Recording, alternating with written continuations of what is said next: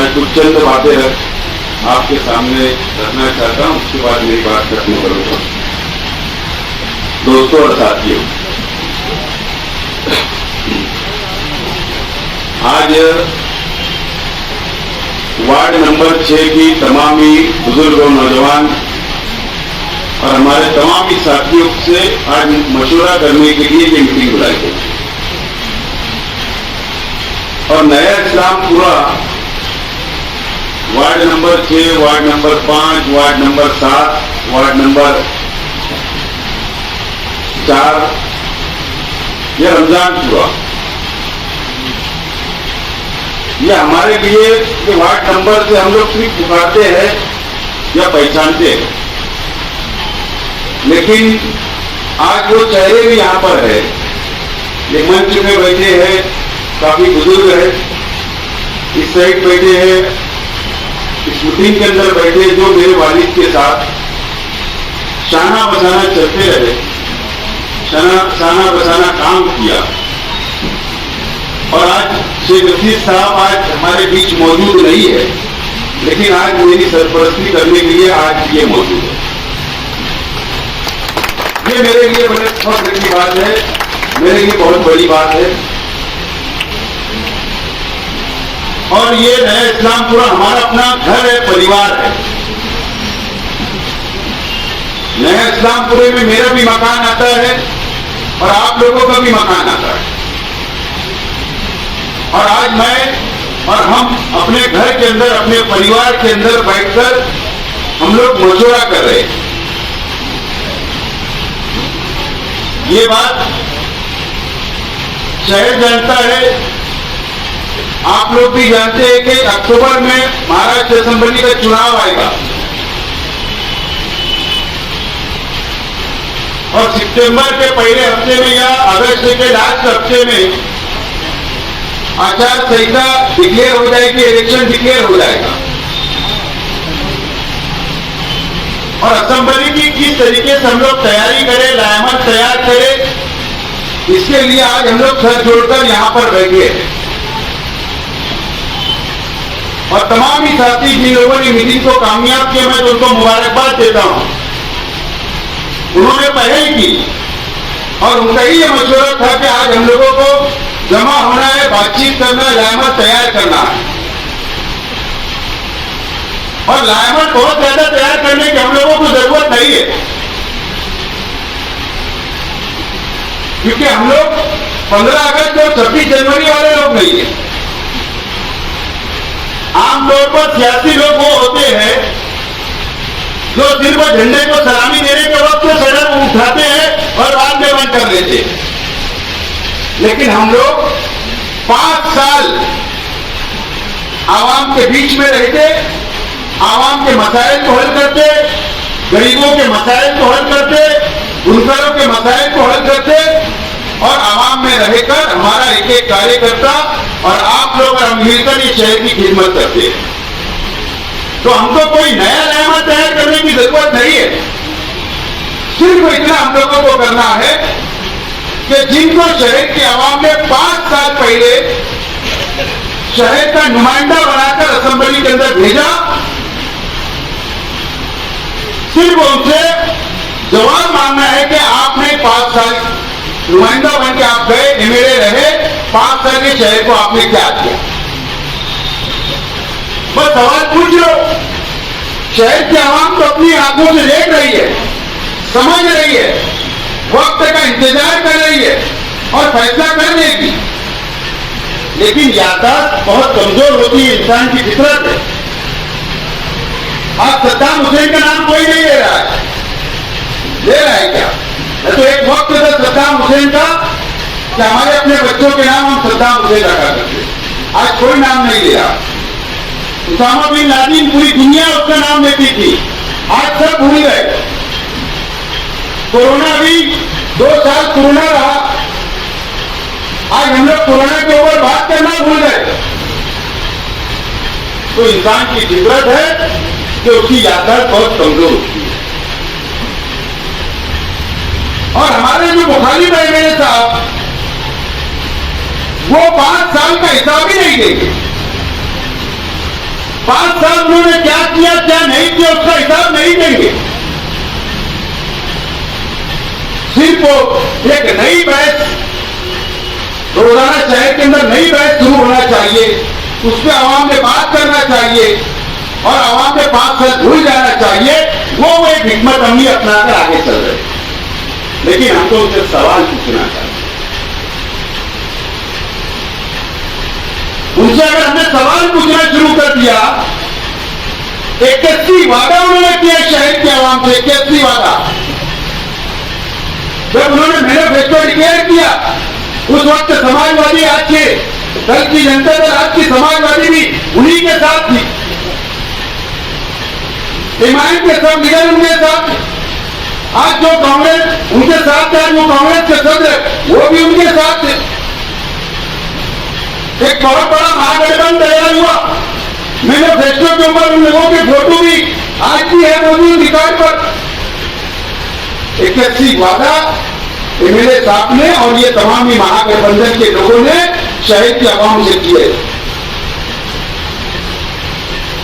क्या उन्होंने वादा पूरा किया? मैंने एक डायमंड नाउंस के अंदर भी मैंने कहा मेरी तकरीर के अंदर कि अगर एक आम इंसान अगर वो वादा करता और वादा वफा ना करता, अगर धोखा शहर के आवाम को देता तो हम समझ सकते थे। लेकिन वादा किसने किया?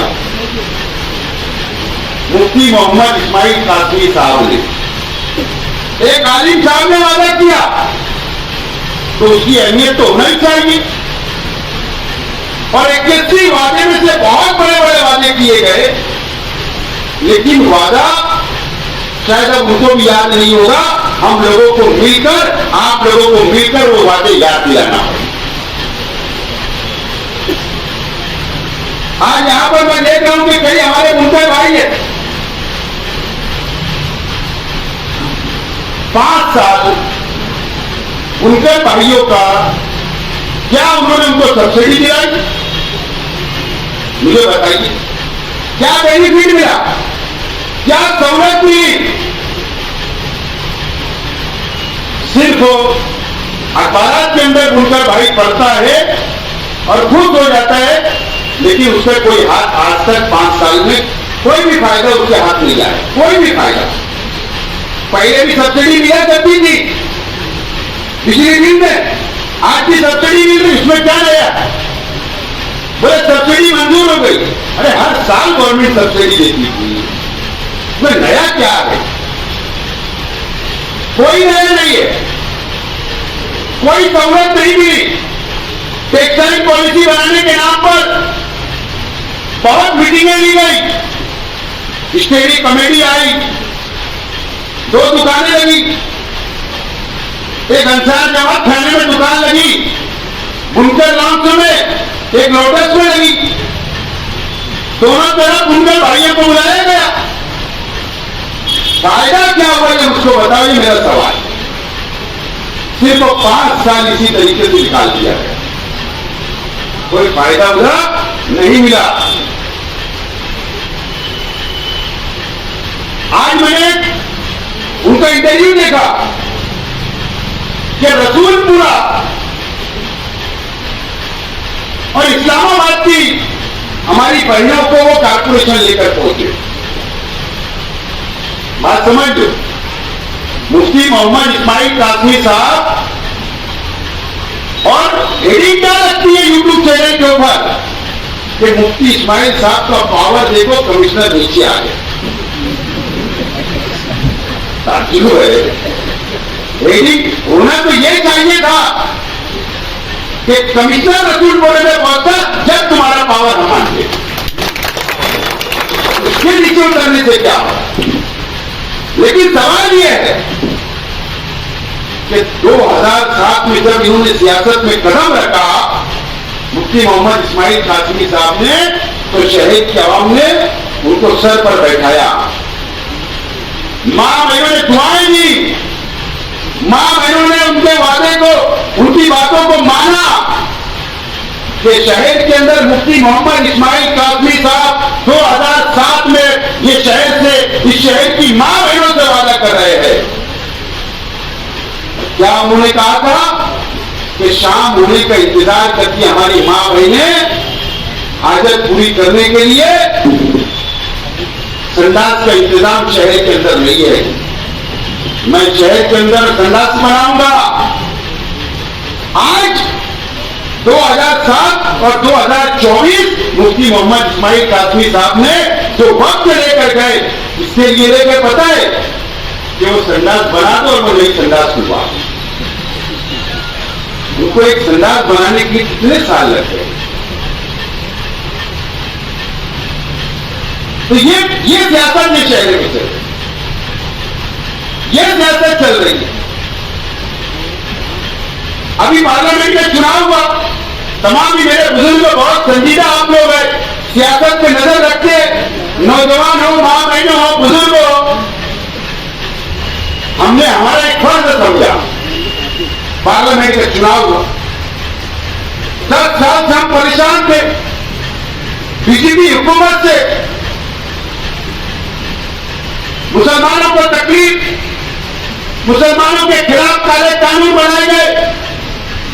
हमको मौका हाथ लगा, सब लोगों ने मिलकर हमने क्या किया, मालेगांव शहर में हिंदुस्तान के अंदर तारीख लिखने का काम किया। 1,98,000 वोट हमने कांग्रेस पार्टी के उम्मीदवार को दिया और चुनकर उनको पार्लियामेंट के अंदर भेजा। हमारी मां बहनों ने रोजा रखे। शहर के आवाम में कोई फिक्र नहीं थी, कोई इंतजाम हो ना हो, पैसा मिले ना मिले, वो कभी वर्करों ने अपने अपने घरों से निकले और कतार लगा दी और वोट देकर आए और 1,98,000 वोट मिल गई। वो अलग बात है, भाजपा आज हमको टारगेट कर रही है, निशाना बना रही है मालेगांव वालों को। भारतीय जनता पार्टी के उप मुख्यमंत्री देवेंद्र फडणवीस साहब ने पार्लियामेंट के इलेक्शन के बाद उनके मीटिंग के अंदर, उनके पार्टी मीटिंग के अंदर कहा कि विशेष समाज मुसलमानों ने मालेगांव शहर के अंदर हमारे 5 असेंबली हल्के, तो 6 असेंबली हल्के हमारे थे धुलिया लोकसभा के, 5 में हम लीड मिला और मालेगांव ने हमारी लीड तोड़ दी और एक समाज ने लीड तोड़ी और हमारी सीट हार गई। उप मुख्यमंत्री नहीं बोल रहे। किरीट सुमैया ने ट्वीट किया, हमको जिहादी का 1,98,000 वोट दिए हमने।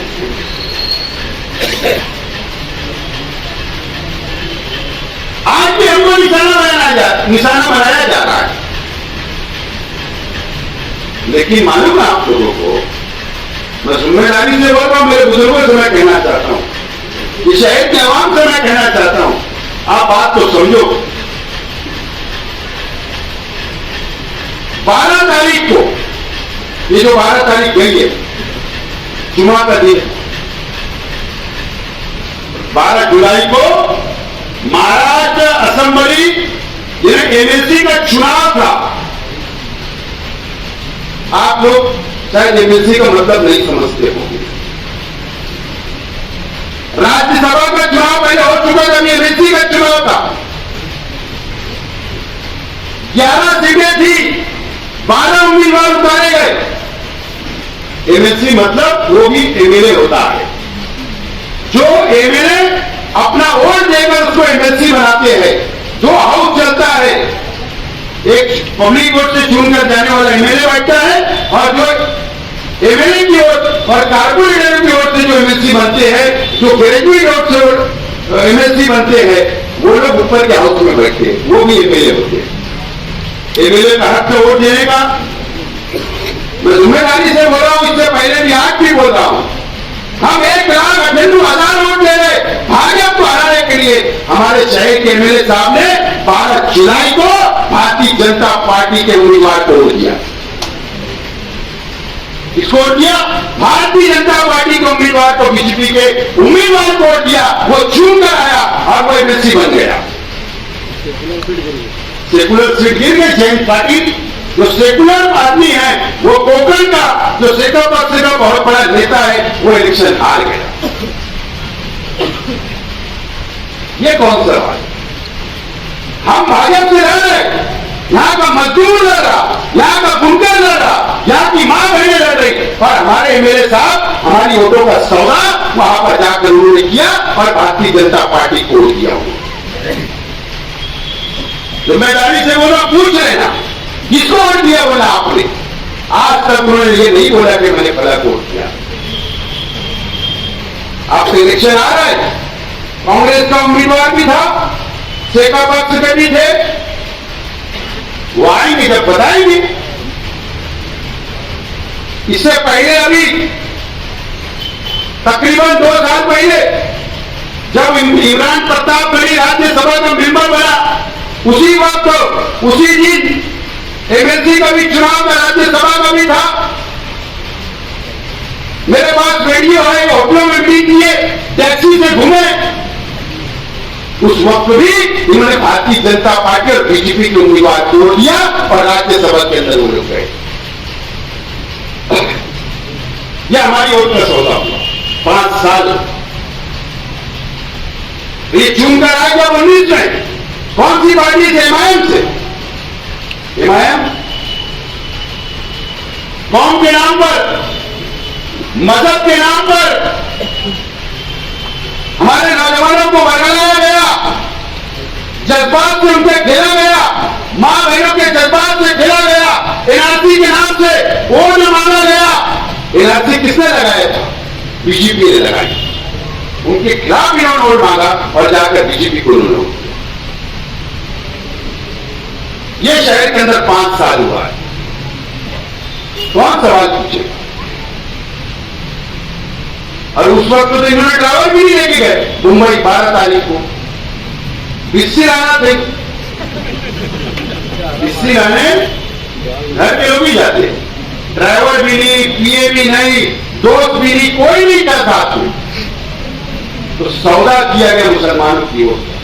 मैं तो बोलता हूं कि मदद का सौदा किया गया, क्योंकि तुम मदद के नाम पर, कौम के नाम पर तुम चुन कर गए। इसका जवाब आपको मांगना पड़ेगा। जिम्मेदारी से बोल रहे, उनसे पूछ रहे, नहीं बताएंगे तुमको हमने किसको। ये 5 साल उन्होंने किया। उद्धव ठाकरे की हुकूमत थी, इन्होंने ताज रेसिडेंसी होटल जो कुलाबा में है मुंबई में, वहां पर जाकर वजीर आला से मिलने गए। एकनाथ शिंदे जाके मिले के साथ, मैं बाहर जा रहा हूं, आपको गलत फहमी नहीं होना। अरे तुम अवीसी के पास जाना था कि साहब मैं बाहर जा रहा, गलत फहमी आपको नहीं होना। आपने जब बहुमत अक्सरियत की बात आई, स्पीकर का चुनाव आया, आप भी उस वक्त तो गैर हाजिर रहेगा, तुमने बीजेपी का साथ किया, तो जवाब कौन देगा? एमएलए का ये काम नहीं होता। एक विचार, एक सोच, हम क्यों बीजेपी को वोट नहीं देते मुसलमान? क्योंकि हमारा और उनका नजरिया नहीं मिलता है, बस इतनी बात है। वो हमारे मजहब के खिलाफ रहते, मुसलमानों के खिलाफ रहते, बस इसीलिए हम उनके खिलाफ रहते। और न तो उनमें क्या बुराई है, लेकिन एक सोच लेकर हम चल रहे हैं। एक गरीब जिसको नहीं समझता, जो भीख मांगता, उसको भी समझता अगर वो मुसलमान है कि मैं बीजेपी को वोट नहीं दूंगा। तुमने तो सब ताक पे रख दिया, बीजेपी को वोट दे दी, उनके हाथों को मजबूत किया। ये जवाब तुमको शहर को देना, उनका भाइयों के लिए तुमने क्या किया उसका जवाब आपको, आपने कैसे वादे किए उसका आपको जवाब देना पड़ेगा। ठीक है, पिछले 5 साल शहर के अवाम ने जो फैसला किया मैं मंजूर है मुझे, लेकिन मैं चाहता तो मैं अनिल सदर साहब ने कहा कि आप आराम करो, लेकिन ऐसा नहीं। शहर के अवाम हमारी अपनी, इलेक्शन अगर कोई लड़ता है तो हार और जीत होती है। हम आपके बीच में रहे, शहर के बीच में रहे, आवाम के काम किए, चाहे वो कोई एक बुनकर भाई उसको ये नहीं इल्जाम लगा सकता कि हम शेख आसिफ के पास गए उसने हमारा काम नहीं किया। मैंने सबका काम किया 5 साल, कोई भी शख्स मेरे पास आया, मैं उन लोगों का काम किया। मजदूर आए उनका किया, माँ बहने आई, राशन के लिए आए, पावर बिजली के लिए आए, हॉस्पिटल के लिए आए, सबका मैंने काम किया। वापस आज इलेक्शन आ रहा है, वापस मैं उम्मीदवारी कर रहा हूं। आपसे अपील करने के लिए यहाँ पर आप तमाम ही लोग मेरी सरपरस्ती भी करिए, मेरा साथ दीजिए और मुझे एक मौका आप वापस दीजिए, एक मौका आप इलेक्शन में वापिस दो। मैं आप लोगों से वादा करता हूं, शहर की आवाम से वादा करता हूं, मैं आपका सर कभी मैं झुकने नहीं दूंगा, आगे बढ़ो, कभी झुकने नहीं दूंगा, आपके ऊपर कोई आंच आने नहीं दूंगा, चाहे किसी की भी हुकूमत बन जाए। मैं ढाल बनकर खड़े रहूंगा, मैं बोल रहा हूं आपसे, वादा कर रहा हूं। कोई भी शख्स हो, कोई भी व्यापारी हो, कोई भी धंधा व्यापार करने वाला हो, मैं तमाम ही लोगों को साथ लेकर चलूंगा, शहर को साथ लेकर चलूंगा। एक मौका आप मुझे, मेरा तजुर्बा है असेंबली के अंदर, मेरे पिछले 5 साल की तकरीर आप निकाल लो, ये 5 साल की निकाल लो, उसकी तुलना कर लो, ये 10% भी इन्होंने मेरे जैसा काम नहीं किया, 10% भी। असेंबली के अंदर जो मुद्दे हमने उठाए, आखिरी तकरीर उनको क्या करना चाहिए मुझे बता दो। 5 साल गुजरा, आखिरी दिन था, आखिरी मौका मिला है, क्या आवाम के लिए, शहर के लिए, हुकूमत के सामने क्या हमने तकरीर करके घर जाना चाहिए या इलेक्शन में जाना है, आखिरी दिन। अब इसके बाद कोई असेंबली इजलास नहीं होगा। क्या बोला उन्होंने मालूम है? शेख आसिफ को अटक करो, ये बोला। एक तरफ अबू आसिम आजमी ने तकरीर किया, उसी दिन क्या बोला उन्होंने कि मराठाओं को रिजर्वेशन देने की बात इस महाराष्ट्र में हो रही, उन्होंने कहा कि मुसलमानों को भी रिजर्वेशन दे, यह आखिरी तकरीर हो। इन्होंने क्या कहा? शेख आसिफ को अटक करो, अबू आसिफ बोले मुसलमानों को रिजर्वेशन दो। अरे आप कम से कम ये तकरीर कर देते कि मुसलमानों की हिमायत में 2 लफ्ज बोल देते, हमारे बच्चों को स्कॉलरशिप दो, हमारे बच्चों को तालीम दो, हमारे बच्चों को रिजर्वेशन दो, मदरसों की हिफाजत होना चाहिए, मस्जिदों की हिफाजत होना चाहिए, कम से कम ये बोल के आ जाते। और 5 साल इन्होंने कोई कौम की खिदमत नहीं, कोई महाराष्ट्र के ताल्लुक से उन्होंने आवाज नहीं कर, कुछ इन्होंने नहीं किया। आप 5 साल से जाकर उनका पूरा रिकॉर्ड सिर्फ मजहब के नाम पर, कौम के नाम पर, मिल्लत के नाम पर वोट लेकर वो गए और वो नाकाम हुए, और वो नाकाम के लिए साबित हो चुके हैं। अब शहर की आवाम को सोचना है, समझना है और फैसला करना है। मैं मेरी तारीफ नहीं कर रहा हूं, लेकिन मेरा कॉन्फिडेंस, मेरा हौसला, मैं हर डिपार्टमेंट से काम ले सकता हूं। मुझे हर डिपार्टमेंट समझता है, हर डिपार्टमेंट समझता है, चाहे महाराष्ट्र हुकूमत का, चाहे मरकजी हुकूमत का। हर अधिकारी से हर किससे कैसी बात करना चाहिए, कैसे काम करना, मुझे पूरा तजुर्बा है। कोई मैं नया नहीं आपके सामने वोट मांगने आ रहा हूं, तजुर्बे की बुनियाद पर। आपने आजमा चुके मुझे 5 साल पहले पीछे, 14 से 19 तक उर्दू घर आपके सामने, फ्लाईओवर ब्रिज जो मंजूरी मैंने लाया, फंड मैंने लाया, लेट भी हुआ उनके वजह से हुआ, हिल स्टेशन बना हुआ ठंडर हो गया, उसको देखने वाला कोई नहीं था। बच्चों को किताबें तकसीम किया, चाहे प्राइमरी की हो चाहे हाई स्कूल की हो, कंप्यूटर तकसीम किया, असेंबली में नुमाइंदगी किया, आवाज उठाया, फंड लाया, बहुत कुछ मैंने शहर के लिए किया। ये तजुर्बा है मेरा, वो नहीं बता सकते एक इमारत के लिए मैंने किया हूं, एक इमारत नहीं बता सकते। तो दोस्तों, आज मैं ज्यादा आपको वक्त नहीं देते हुए, लेकिन मैं आपसे अपील करता हूं कि ये शहर के सियासत का, ये शहर के मुस्तकबिल में टर्निंग पॉइंट है। मरकज में बीजेपी की हुकूमत बनी है, अब उससे हमको लड़ना है, हमारे हक के लिए लड़ना है, ये शहर के मुस्तकबिल के लिए लड़ना है। इसके लिए मैं आज आपसे अपील करता हूं कि आप लोग आने वाले वक्त के अंदर मेरा साथ दीजिए, अपने अपने वार्ड में, अपने इलाके में, अपने घर में, अपने रिश्तेदार के अंदर आप मेरे लिए वोट मांगे, मेहनत करें। इंशाल्लाह मैं जो वादा करके यहाँ से जा रहा हूँ, मैं आपके साथ रहूंगा, खड़ा रहूंगा और उसको निभाने की कोशिश करूंगा। आप यहाँ पर हमारी कहानी को पढ़ाए। मैं आपका बहुत बहुत शुक्रिया अदा करता हूँ, मेरी बात खत्म करता हूँ। शुक्रिया।